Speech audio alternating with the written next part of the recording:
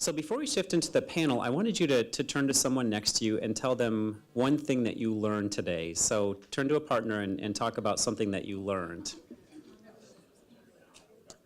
All right, so let's come back as a whole group. Who would like to share with the group something that they learned today?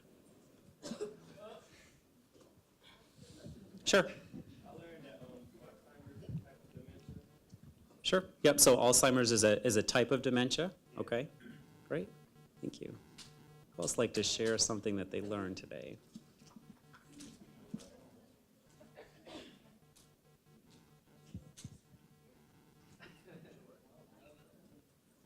Or maybe something that your partner talked about. Yep. I learned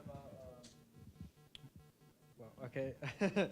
Well, when they were showing us more of the dementias and how like the more darker it is, the more it's severe the concussion it is. Sure. So kind of some of the color contrast, and the darker it was, the more severe it was. Great. Sure. I learned that even if you have a helmet, you could still possibly get a concussion that's very serious, depending on how hard you get hit with something or someone. Sure. So with the concussion station, that even with a helmet, you can still have some brain damage depending on how hard you get or maybe how you get hit. Mm-hmm. Yeah. Maybe time for a couple more.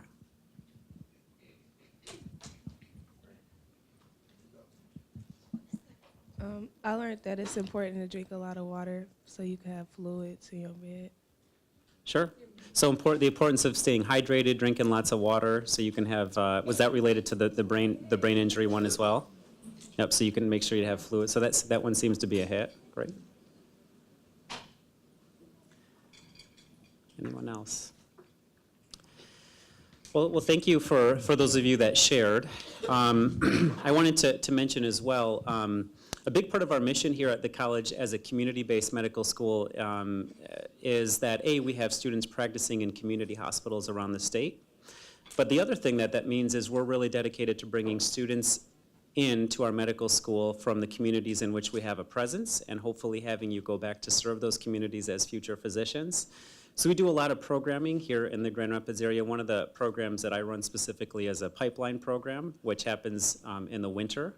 And applications will be available in the next month, and we'll get them to both of your respective schools. It's an after-school program that takes place on Wednesdays for about 8 weeks, and it's kind of meant to expose you to what it's like to be a medical student, what a career in medicine will look like, and to kind of give you some exposure to the career in medicine. The other thing is, we'd really like you to know, at least from an admissions perspective, that all of you are students that we have a preference for and are looking for. So down the line is, and we hope to really support you in this journey as you're looking towards medical school.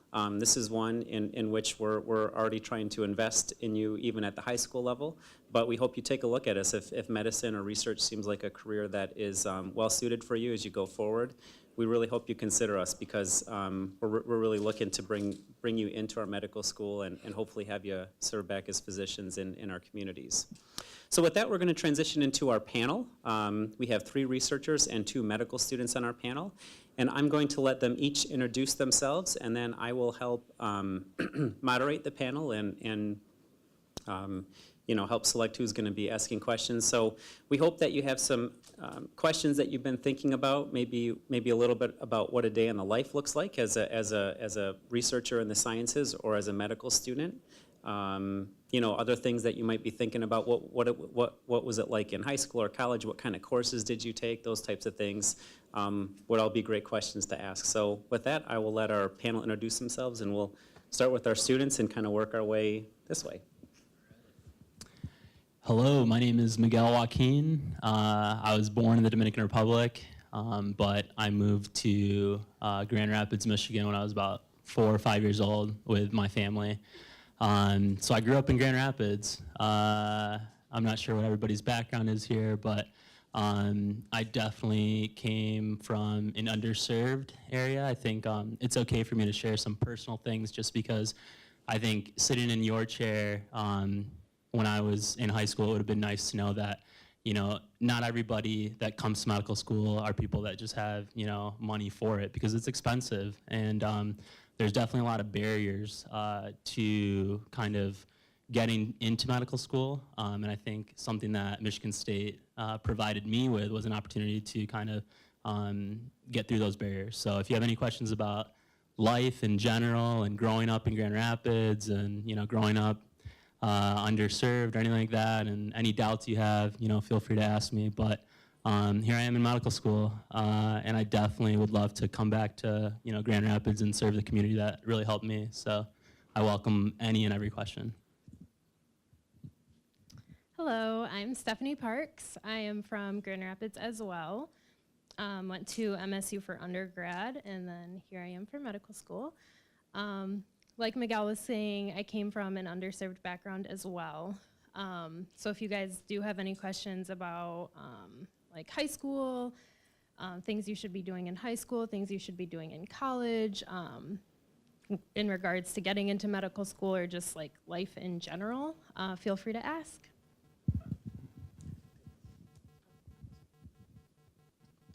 Hi, my name is Yvette Sandoval, and I am not from Grand Rapids. I moved here, is this working? I moved here about 4 years ago, and I have a very different journey. I grew up in Venezuela. I did my undergrad there, and then I did my PhD in Houston, and then moved here, and I really like it. I want to tell you that this is a great opportunity. Take advantage of it. I wish that when I had been in high school, I had the exposure to things like this, because it took me a long time to figure out what I wanted to do. Once I found it, stuck with it, and here I am. I do research in it's a long name, so bear with me, Translational Science and Molecular Biology. Translational Science and Molecular Medicine department here, and we study as a group diseases of the brain. So you learn about Alzheimer's and Parkinson's, and me particularly, trying to understand how aging affects the brain that makes the cells die. So if you have any questions, feel free. Hi, my name is Daniel Vogt. I'm originally from Lexington, Kentucky, and through my schooling and years of training, I've lived in Cleveland, Ohio, and San Francisco, California. I'd be happy to tell you about the schools I went to there if you're interested. What brought me here was the opportunity to run a research lab. I find it really cool and interesting, and I didn't start thinking about it really till halfway through college. I was originally an elementary education major, and about halfway through I got interested in biology, mainly because I got into courses where people were very excited. They got me into it, and it just made me want to change. So I was telling people at the table, it took me 6 years to go through undergrad because of that change, but I thought it was totally worth it. So what I do now is study the molecular biology of autism. I'm trying to figure out what genes that people come into the clinic with mutations in, basically what those do, what those genes do, how those mutations affect the people. And finding two things. One thing is that we're learning more about autism every day, and I'd be happy to answer questions about the research. But it's also teaching us about basic biology. It's educating us about things that maybe we didn't think about. So, and this is what I think is really cool about research, is that, you go in every day and you think, I'm going to answer something really cool, but then you get kind of sidetracked and you go on another adventure. And really, every day you're kind of at the edge of what no one else knows. So it's really cool. If you're interested in hearing more about it, I'd love to answer questions about it. Thanks.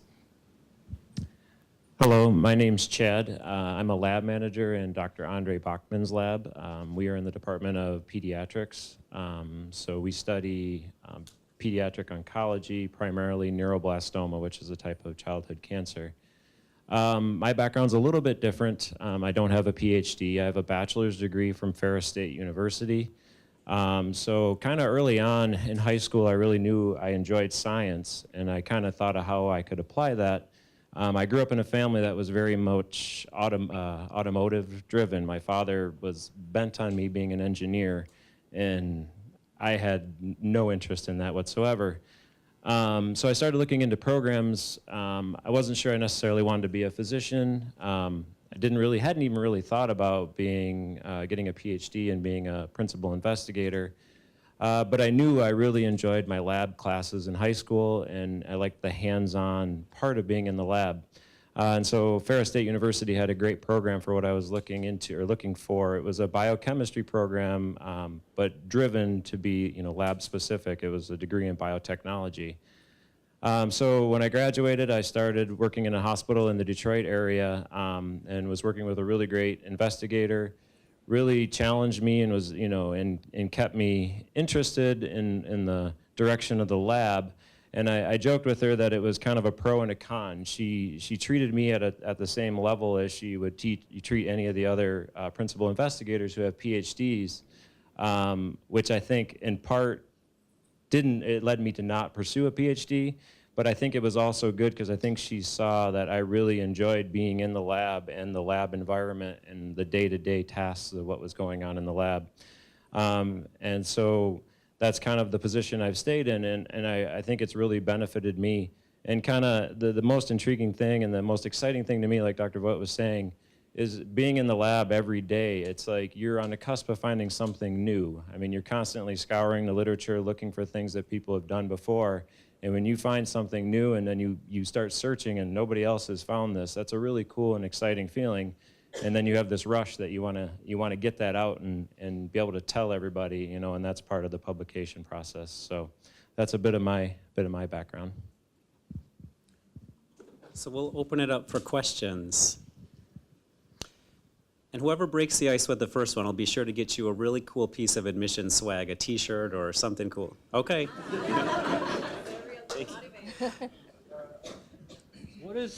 This is an open question for any of you guys who wants to answer. What is one advice you can give us that can motivate us to continue to pursue our education? And how I don't know, you can answer it however you want it.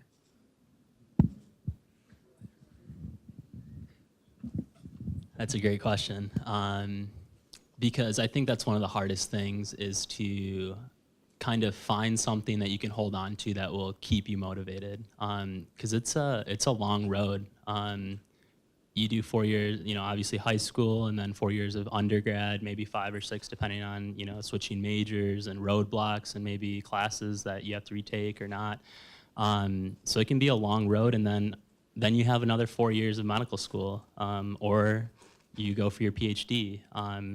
So I think what has helped motivate me, because we all go through different obstacles and challenges, is holding on to the picture, what you envision as far as how you can help your family or how you can help, the people that you're going to be serving. I think that's something that keeps me going, because I'm not just doing it for me, and I think holding on to something bigger than yourself is something that will keep you going, because honestly, I think a lot of times if we just do it for ourselves, and not that you should definitely do it for yourself, but sometimes it's easier to give up on ourselves than it is to give up on an entire community.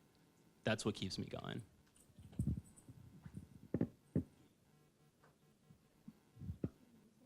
Yeah, that was super good. Super well said. But yeah, I would say something very similar. I mean, it's easy to be like, okay, I want to be a doctor. But what about being a doctor? What is interesting you in pursuing that field? And just hold on to that. In undergrad, I started working with Boys and Girls Club. And so that was something that I got to look forward to every week, going and doing that. So I was like, okay, I have to get this studying done so I can go do that and actually enjoy it. So just kind of keeping those small goals in mind to get to that bigger goal, and even just changing that motivation. Whatever you experience and that is interesting to you, hold on to that, and that will be your motivation. I just want to agree. I think the idea of like looking at something more than yourself, sometimes it's hard to do. We lose focus because we get so busy, but it really is very rewarding. After you go through, sometimes you'll go through stages of 4 to 6 years as you're going through this process, but during it, having that focus, having that kind of rewarding feeling is good. One thing that I think helped me and might help other people is, I didn't realize it till my late years of college, but there's a lot of people out there like us, and I know both the clinical and the research side. We would love to help you. We're here. If you ever want to send an email, come visit our labs. Just say, I want to know what it's like. I wish I had done that earlier. I did it in one of my last years when I started doing a research project, but I think that got me really excited about it because I kind of got out of looking at pictures in a textbook, and I actually got to see the way the workflow happened. It was very exciting just to do that. But I would encourage you, if you ever just think, I want to know what this is like outside of the book I'm reading, please reach out because we're all here for you. Let me just add to that real quick. I think that's very true, and I think it comes to the comment I had before. Just take every opportunity you have out there. I mean, this is pretty amazing that you have this opportunity. We are in the backyard, basically. So reach out. It's not the same to hear about, a career than actually being exposed to it, what happens in a day-to-day life. You don't have to know exactly all the steps that you're gonna take now and where you wanna be. You can figure it out as you go, but just take every opportunity out there to be exposed to it because there's so much to it than, research. Being a researcher can be like so many different things, right? Your day can be so different, your goals can be so different. So just take every opportunity out there to explore. Sure. Just kind of piling on, I guess, on their comments. Again, I think you guys are in a great city with lots of opportunities to, like Dr. Vogt was said, come in and have the opportunity to see how a lab works, or potentially, I don't know, I'm sure there's programs to get involved and see what medical school looks like more close up. I grew up in a very rural area, so I didn't have the opportunities to do, go and see a research lab firsthand. I got kind of fortunate because I thought I wanted to do that, and I ended up really, really enjoying it. And I guess the only other thing I would say is back to my dad wanting me to be an engineer. Do what you really want, what keeps you excited, because that's what's going to keep you motivated ultimately. If you're not excited about it, you're going to lose interest. Great, thank you, panel. Who else has a question or something they're curious about? Sure.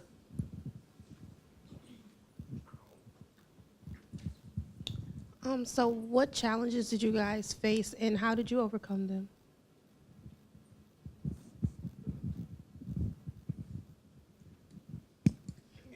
Okay, I'm not going to get on a soapbox or anything. I think I could talk to you for hours about the challenges and things, but I think I'll summarize it as, it's coming here to the United States. Parents, obviously we're all immigrants. Language barrier, parents not knowing the school system. I think I really hung on to mentors, and I really sought out opportunities for people to help guide me, because no one does it alone. Anyone who says they do, is lying, because everybody needs help at some point. And I think something that helped me overcome all those obstacles was finally being willing to ask for help, and being, understanding what situation you're in, and, reaching out so that because people want to help you, and that's something that I didn't really realize, but people want to help you, and they want to help you get to your dreams, but they're not going to know if you don't ask for it. That's one little bit. All right, so yeah, I'm trying to choose wisely what I say. But I started undergrad, I went to a school in Florida, actually, a private school. And I quickly realized how expensive that really is, going to a private school. So choose your undergrad wisely, guys. Getting into Michigan State, I actually got waitlisted, which was devastating. So I did have a period where I was like, okay, I disenrolled from Tampa, what do I do? But thankfully, I ended up getting in after they got my next semester scores. But through that whole thing, transferring, you have to make sure credits match up and all of that. Ended up taking 5 years for undergrad, and it was a journey where I was like, oh my gosh, no one's gonna want me for medical school. Like, I had to take a year off and blah, blah, blah, blah, blah. So I guess, long story short, whatever it is, like, it probably seems like a bigger deal to you than it, when you explain your situation, people are understanding of things that you go through and kind of how you respond to it.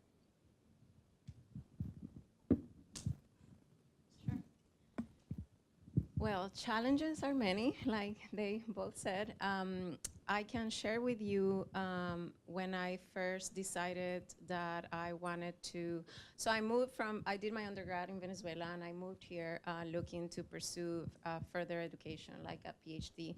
But I wasn't sure yet, so I got a job as a technician, and then I just got so in love with the process of discovering something new, just like they said before. And it's hard to give that up, but it is hard work, right? So I decided to apply to grad school, and then I was married at the time, and not planned, I got pregnant in my first year. And it was like the toughest thing. Like I had to go through classes and then have a baby that didn't sleep for 10 months and all that. And it was pretty hard. And but what I found out is if you want to do it, you'll find a way. And also, people are more willing to help than you would think. So never be afraid to ask for help and look for mentors. There's plenty of mentors out there. Mentors for life, mentors for your career. I got more help than I could have imagined, and more support. And my PI was like, well, if you need to stay home during the week and come work at nights and the weekends, do that until you're stabilized. And that's what I did. And it took me a long time, and it was a pretty tough time, but I'm here and I loved it. I got my degree and I don't regret it for a bit. So don't be afraid to ask for help, because like he said, nobody does it alone. That's probably the most important thing. And if you found something that you love, just stick with it and find a way to work it out. Yeah, I would agree. It's a team effort, really. Family, friends, whoever you can reach out to. There's a lot of opportunities out there. Sometimes we don't know they exist, so I'd encourage you to reach out. Maybe even you would know, like where to reach out, where to look for these. The biggest challenge that I went through was with money. My family didn't really have a lot. I was the first one in my family, actually, that completed college. So what I did, I started working in high school. I didn't know I was going to go to college. When I was 16, I started working at Kmart. I was that guy pushing the buggies every day, but it was great. I made a little, and I, at least had something. But then when I got to college, I realized I was spending all my money on books, all my money on food, and that's all I had. But I kind of pushed through, and changing my major actually did not make my parents very happy because it meant more student loans. But I would say I reached out and I tried to get loans and I tried to get help. Pushing through it, and then I'm glad I did. I'm glad I got through it. But the one thing I would say is, don't think, if you feel pressured, like what I did, don't take your time. Sometimes take maybe 3 or 4 classes a semester. And what I did, I would work 3 to 4 days a week and try to balance classes and find a way where that works. And then one thing I can say about PhD programs is if you do go into research and go to a PhD program, I was thrilled to death that they had a stipend. So they actually pay you to come and do research, which was a huge boon. So it's one thing you can look, if you do go that route, you think research is something really cool, that's actually something you can look forward to kind of after doing all the hard work in college. And college is really expensive, so. The other thing I can say is that they do allow you, they at least allowed me to defer my loans, so you don't have to start paying them for a while until you actually get a job.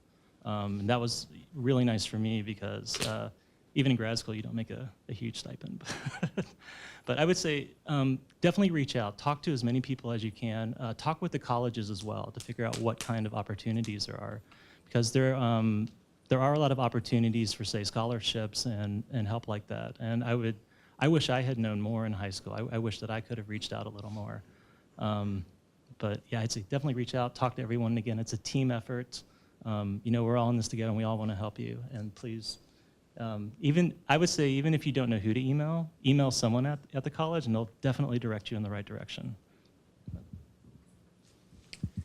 This one's on a much smaller scale than some of the things that have been mentioned, but I think one of the struggles I had, at least first getting into college, was kind of time management. I was roomed with an undecided major who was taking 12 credits just basically so they could be fully enrolled. And I had 19 credits, and 2 of those were 1 credit 4-hour lab classes that started at 8 a.m. in the morning. And so I think the biggest struggle was seeing this person's schedule where they were in class 12 hours a week and doing God knows what the other time, and not being lured into doing those things and staying focused, and not dreading the fact that their first class was at noon and mine was at 8 a.m. So it's that time management. Don't look at what other people are doing in their schedules. You know, you'll think, oh, they have it so much easier, but the effort's worth it, and don't get distracted by that stuff. No, there was one in the back here. Sure. Yeah, okay. I was wondering, were you guys always, like before, let's say like in high school, were you guys always thinking about getting here, like that has to do with health, or were you guys like before going into like something like engineering or construction and stuff like that? Yeah, so anyone consider any different majors or career paths? I know we talked, but I would say, like I said, I got into elementary education for my first 2 years in college. Honestly, I loved science in high school, but I wasn't thinking I would ever be a scientist. I told my parents I wanted to be an artist because I really liked my ceramics class. And I really did like it. I would go there after school and basically make pottery and sell it on the side. It was great. But no, I got into education because I started getting into, they had these little like tutorials in the art class where they would bring kids in and we would teach them, and I thought, well, this could be really fun. So I wanted to be an art teacher, or I got into language arts, and then what eventually got me taking the science classes in there, and I just got switched over. But yeah, it was kind of a process. It was one of those things where I would say when I was a sophomore, junior in high school, I really had no idea. I was thinking, I'm just gonna enjoy myself and do my classes, and I was kind of a B student, I'd say, in high school. But then once I got into college and started doing my classes, I got into the education and then into the science. Once I got interested in is when things really took off and I did well. And like Chad was saying, and other people, if you're really excited about something, and you'll know it when it hits you, like you really get into it and you'll really love it. Yeah, no, I had no idea what I wanted to do. So I think I mentioned that to a few of you before. You don't have to know exactly what you want to do right now, but just explore as much as you can, because I wish I had the opportunity. I graduated from high school very young, like I was 15, and I went into college with zero idea of what I wanted to do. And you know, I paid that price because I wouldn't say I paid it. I learned a lot, right? I did 1 year of engineering because I come from a family of engineers, and I absolutely did not like it. And then I decided to, take some time off, and it's like, what do I like? And I like nature, I like biology, so I decided to go in and started a general biology major, basically. And then I fell in love with just open-minded, everything. I took botany, zoology, everything. And then I just fell in love with the molecular part of it.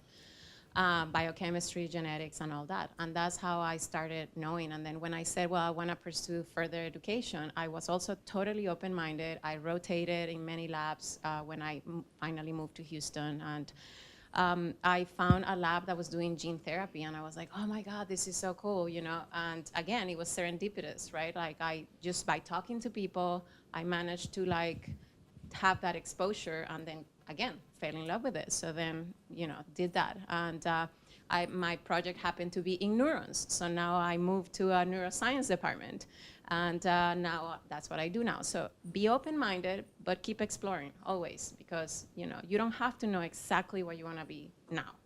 Just be open-minded, work hard. Yeah, so in high school, I took every elective possible. I took cooking class and wood shop and first aid. But then my senior year, I was like, oh, I really liked my first aid class. You learned how to sprint, put on splints and stuff like that.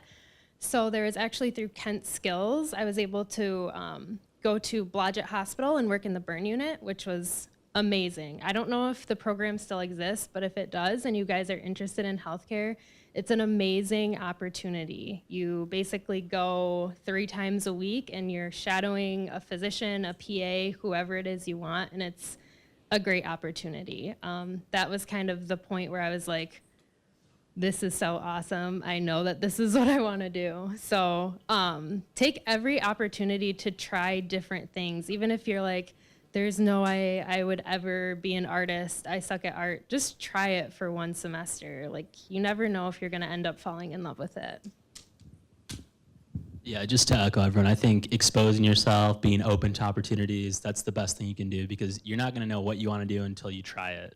So exposing yourself to as much as you can, as early as you can, will help guide, that decision. And along the way, you'll, get, turned to different things.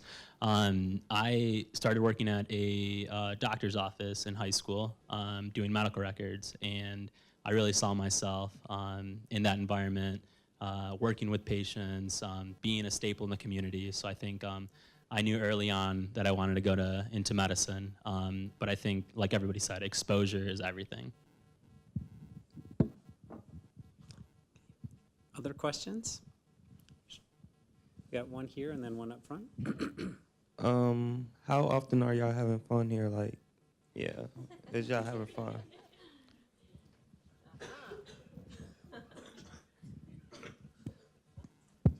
In medical school, you have the opportunity to have a lot of fun if you work really hard. But I think time management is a big thing. So,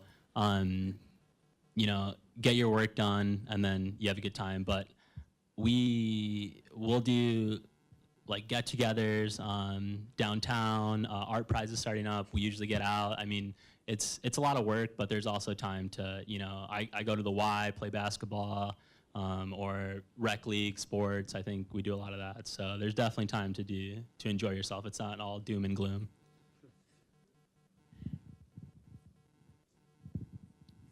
From working in a lab perspective, as I had mentioned earlier, I mean, I think that's why I love it so much, is that I have so much fun doing it. The idea of discovering or finding something new, or potentially finding something that may help a sick child, that to me, that in itself is exciting, is fun, and what keeps me excited about coming to work every day. I would agree with Chad. I have a lot of fun here. I do try to take at least one day a week off. I know that sounds bad, but no, we try to. The good thing about working in a lab is we do put in a lot of hours, but we make our own schedule, which is kind of nice. There are some days I may not show up right at 8 o'clock or right at 9 o'clock because I can plan the experiment that way. But no matter what, we always try to get our stuff done because it's really turned in kind of to a fun hobby for us too. Like we really like that, like the part of the lab where we're doing something new and kind of discovering it as well. But yeah, we do try to get out. I have to admit, I've only lived here for 8 weeks, so I'm still learning where to go. So, but yeah. Well, just to add up to that, I mean, doing research is fun. It has its frustrating days. I'm not gonna lie to you. Like, doing science is not easy, but there is so much fun in discovering. 1, 2, we get to travel. It's super fun. So we go to conferences all the time to explain our work, and then we get to see like Nobel Prize winner talks and people just doing this fantastic research, interact with them. And then, I mean, I have to say I've been very lucky. I've pretty much been to all over the world, or most like many, many countries and many cities in the United States just in science conference. So there is a lot of fun to it. And then we also get to make our own schedule. So we work very hard when we're in town, and then we also get to take time off if we want to go on vacation or something like that. So it has a lot of pros, actually, to do research. It's a good question. Fun can be, I think, a relative term depending on age and place in life, right? What that looks like. I know there was another one right up front.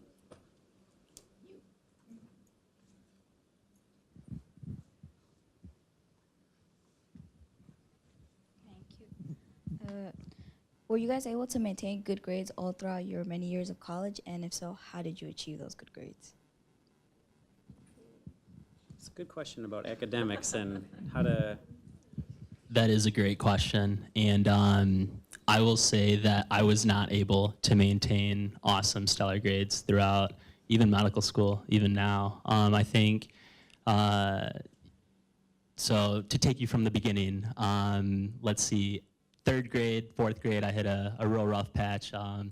I was getting C's, and my head just wasn't where it needed to be. But buckled down, focused, and started getting A's, B's.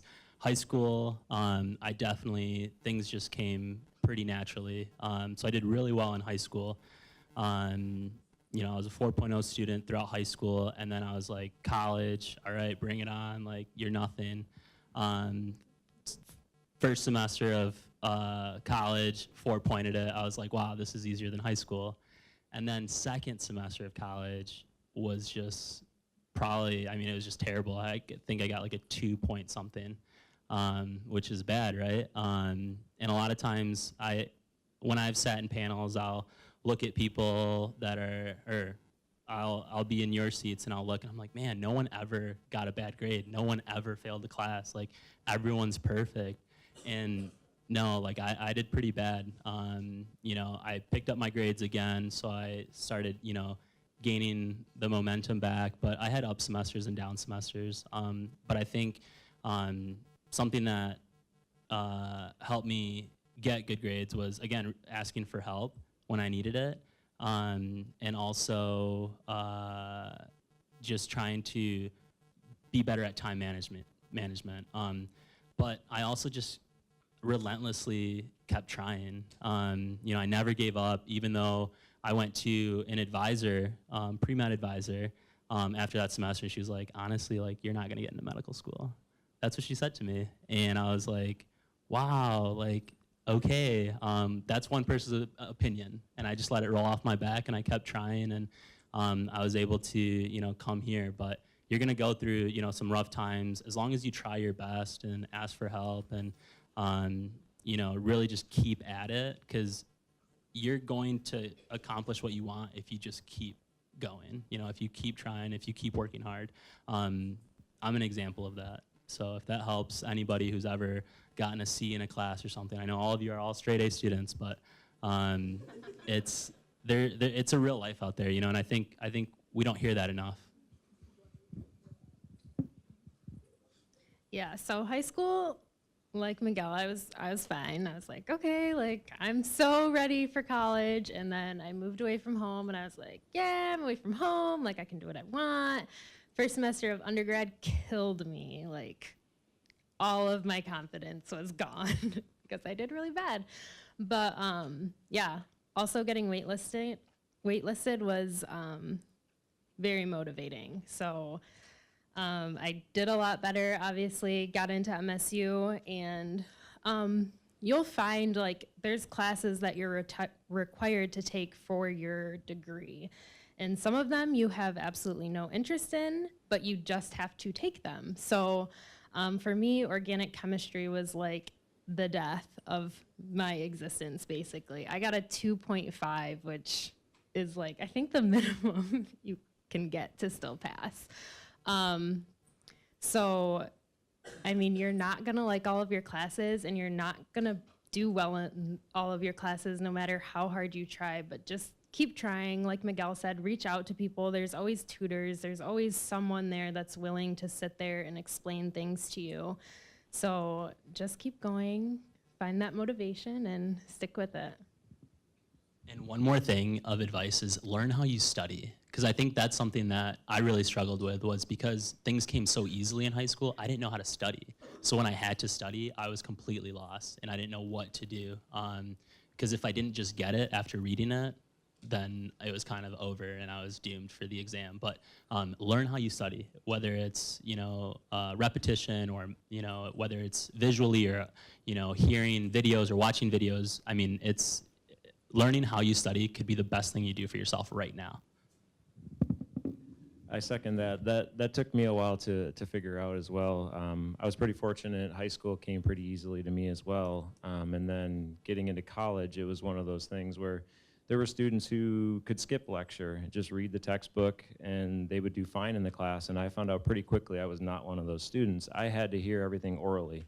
It was weird. I could retain things that way. I could read a test question and remember almost a lecture that the professor gave the answer to that question. But if you gave me the textbook, I probably would have gotten it wrong. I do remember getting my first C on an exam, and practically breaking down, and my roommate's laughing at me, and I'm on the verge of tears calling my parents going, I have no idea what this weird letter on my test is. And my parents basically talking me off a cliff. And I look back and I think it's kind of funny, but I think it was because things came so easily to me in high school. And I think ultimately, as we've mentioned, college is expensive, and I was fortunate enough to be on some academic scholarships, so that's a pretty big motivator when you know you have to maintain a certain GPA in order to make your college considerably cheaper. So, Probably have about 30 seconds before this group has to go, if anyone has any last pieces on this. I would just agree. I would agree with Miguel. I think one of the things that really matters, no matter what hardships are in the way, no matter if you're going to find that time studying is hard, that you're going to have classes that you think are impossible, but it's persistence and reach out. Because if you hit a wall, try to find somewhere where there's a door or find a way around it. Like that's where the reaching out really comes in. And if you do that, if you reach out and do that, and you try to find that, yeah, you will do well. Well, let's give our panel a round of applause. Very excellent panel today. So on behalf of the MSU College of Human Medicine and the research staff and faculty and the primary investigators here, we're really thank you for attending, and hopefully this is a first step on this journey for you, and there's more doors that will be open, whether it's at our medical school or here at the research building, but we really hope that this kind of opens those doors of possibility for you. So we sincerely thank you for attending today. I believe those that took the bus will be heading out into the left, and those of you that walked, you know the way.